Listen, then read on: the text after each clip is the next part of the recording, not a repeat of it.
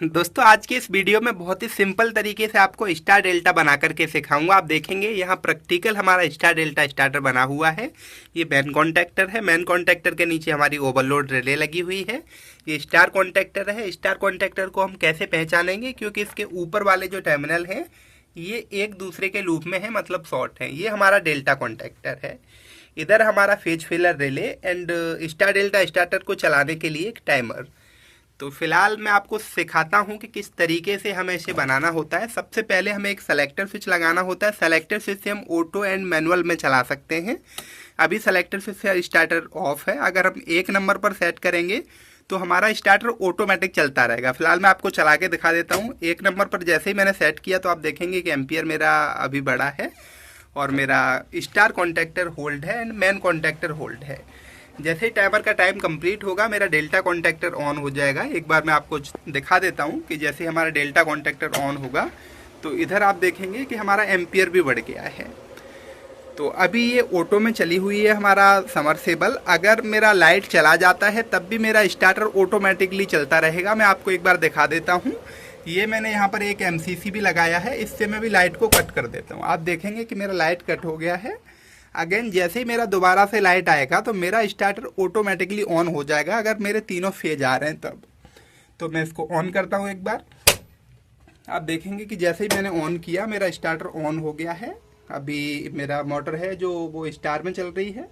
थोड़ी देर बाद ये डेल्टा में कन्वर्ट हो जाएगी। आप प्रॉपर तरीके से देखेंगे कि जितना टाइम टाइमर के अंदर सेट किया हुआ है। आप थोड़ा सा धैर्य बनाए रखें। अभी आप देखेंगे कि मोटर मेरा डेल्टा में कन्वर्ट हो गया है, प्रॉपर तरीके से काम कर रहा है। अब मैं आपको दिखाता हूँ कि सेलेक्टर स्विच को अगर हम 2 नंबर पर सेट करते हैं तो मोटर अभी बंद हो गई है।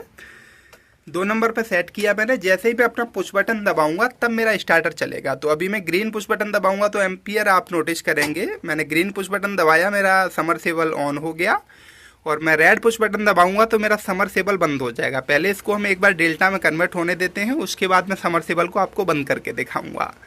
तो कुछ इस तरीके से आपको अभी मैं एनिमेशन से प्रॉपर तरीके से कनेक्शन करके सिखाऊंगा कि एनिमेशन से किस तरीके से आप स्टार्टर को बहुत ईजिली समझ सकते हो। फिलहाल मैं इसको बंद करके ऑटो में डाल के छोड़ देता हूँ। स्टार्टर मैंने बंद कर दिया, इधर ऑटो में सेट किया और ऑटो में डाल के छोड़ देता हूँ, क्योंकि मुझे घर जाना है। तो जब भी मेरी लाइट जाएगी मेरा स्टार्टर चलता रहे। ये प्रॉपर तरीके से ड्रेसिंग नहीं हो पाई है, इसलिए आपको थोड़ा सा अच्छा नहीं लग रहा है।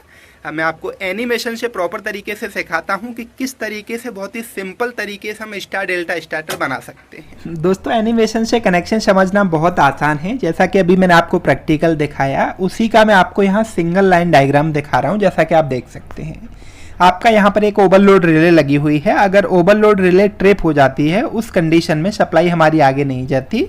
इसको अभी मैं हटा देता हूँ, यहाँ से ट्रिप नहीं कराता। ऊपर जाएंगे तो यहाँ एक सेलेक्टर स्विच लगा है। सेलेक्टर स्विच को जैसे ही मैं प्रेस करूँगा तो यहाँ 2 पोजीशन आती है मेरे पास, 0, 1 एंड 2। तो मैं अभी एक पोजीशन में सेट कर लेता हूँ, जिससे कि मेरी सप्लाई, मेरा जो ग्रीन पुश बटन और रेड पुश बटन है, इधर जाती है। ये मेरा NC पुश बटन जो रेड पुश बटन होता है, और ये मेरा NO पुश बटन जो ग्रीन पुश बटन होता है। जैसे ही मैं अपने ग्रीन पुश बटन को प्रेस करूंगा तो आपने देखा कि मेन कॉन्टैक्टर और स्टार कॉन्टैक्टर दोनों ऑन हो गए हैं और टाइमर के अंदर टाइम चालू हो गया। जैसे ही टाइमर का टाइम कंप्लीट होगा तो हमारा स्टार कॉन्टैक्टर बंद हो जाएगा और डेल्टा चालू हो जाएगा। इस तरीके से दोस्तों स्टार डेल्टा स्टार्टर काम करता है। अभी मैं आपको एक बार बंद करके दिखाता हूँ, फिर से इसको चालू करके दिखाऊंगा तो देखेंगे मेन कॉन्टैक्टर चालू हो गया और इधर स्टार चालू हो गया। इधर थोड़ी देर में जैसे ही टाइमर का टाइम कंप्लीट होगा उसके बाद हमारा डेल्टा चालू हो जाएगा। तो यहाँ पर हमने सेलेक्टर स्विच क्यों लगाया था? ऑटो मैनुअल के लिए। इसको भी मैं आपको एक बार बंद करके दिखा देता हूँ। पहले मैं बंद कर लेता हूँ। अब सेलेक्टर स्विच को पहले मैंने 1 नंबर में डाला था, अभी मैं 2 नंबर में डाल देता हूँ। जैसे ही मैंने 2 नंबर में डाला तो ऑटोमेटिक स्टार्टर मेरा चालू हो जाएगा। अब मान के चलो लाइट चली जाती है, अभी मैंने यहाँ पर फ्यूज नहीं लगाया तो यहीं से मैं लाइट कट कर देता हूँ। जैसे मेरी लाइट गई मेरा स्टार्टर बंद हो गया।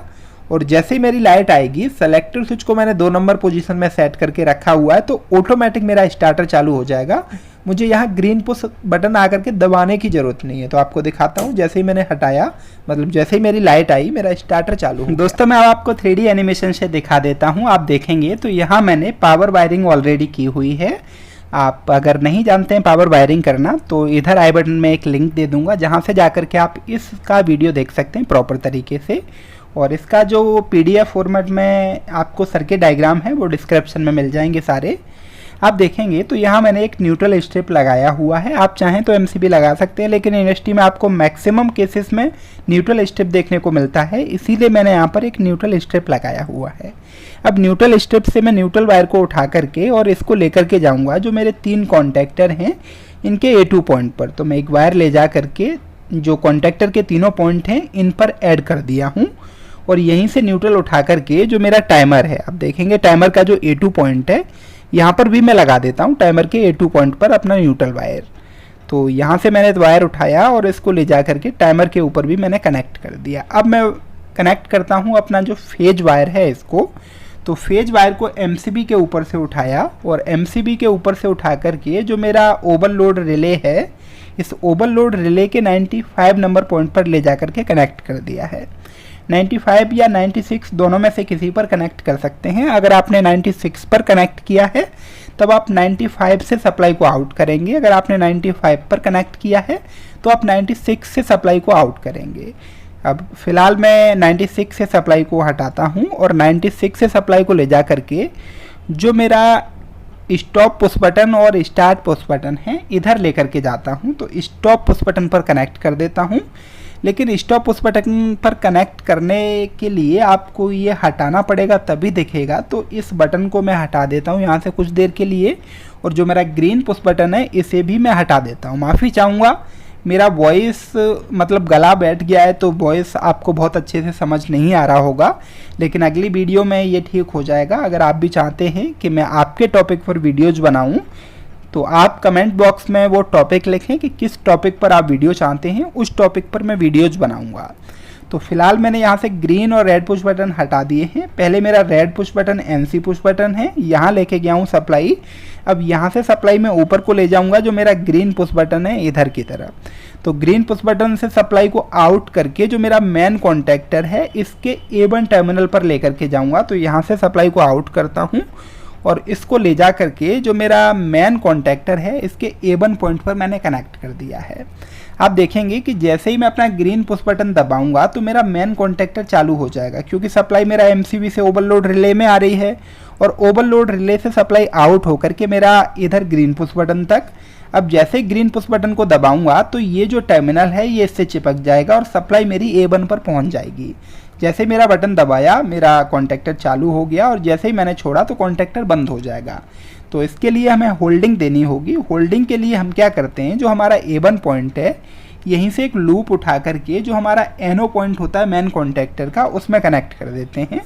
तो यहाँ 13 नंबर NO पर मैंने एक लूप कनेक्ट कर दिया है। मैं इसको जूम करूँगा थोड़ी देर बाद, क्योंकि अभी मैं जो इसका आउटपुट 14 नंबर है यहाँ से सप्लाई को हटा करके उठा करके मैं यहाँ कनेक्ट कर देता हूँ जो मेरा NO का आउटपुट है या NC का इनपुट है। मैं आपको थोड़ा सा जूम करके भी दिखाता हूँ जिससे कि आपको क्लियर विजिबिलिटी मिल सके।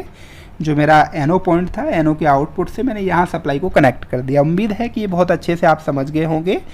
अब मैं आपको बाकी का प्रोसेस समझाता हूँ कि जैसे ही हम मेन कॉन्टैक्टर पर सप्लाई लेकर के जाएंगे, हमारा जो टाइमर लगा है टाइमर भी चालू होना चाहिए। तो A1 से ही एक लूप उठा करके जो टाइमर का A1 पॉइंट है यहाँ पर हम सप्लाई को कनेक्ट कर देंगे। तो टाइमर के A1 पॉइंट पर सप्लाई मैंने कनेक्ट कर दी। अब दोस्तों मेरे जो टाइमर का 15 नंबर पॉइंट है ये टाइमर का कॉमन पॉइंट है। मैं थोड़ा सा ऐसे जूम करके आपको दिखा देता हूँ।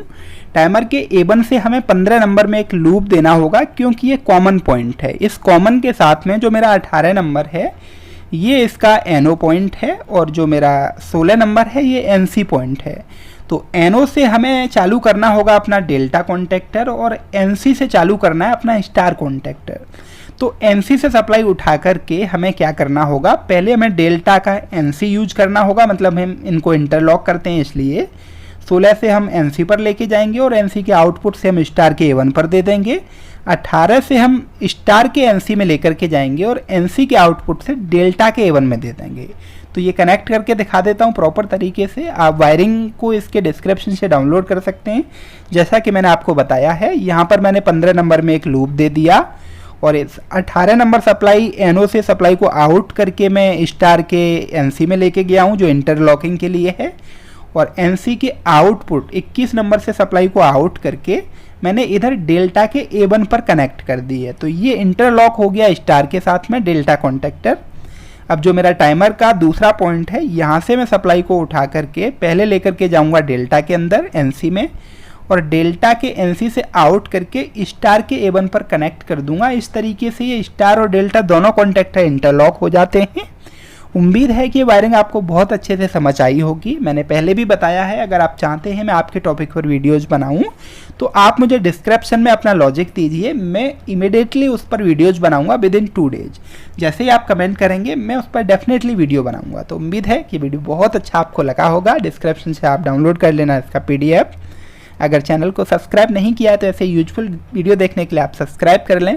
अगर वीडियो अच्छा लगा है तो एक लाइक कर दें, अगर अच्छा नहीं लगा है तो आप डिसलाइक कर सकते हैं, और कमेंट में मुझे बता सकते हैं कि क्या आपको अच्छा नहीं लगा। मेरी आवाज़ के लिए मैं माफ़ी चाहूँगा। फिर से जल्दी से मिलूँगा एक नई वीडियो में, तब तक आप अपना ध्यान रखें। Bye bye, take care.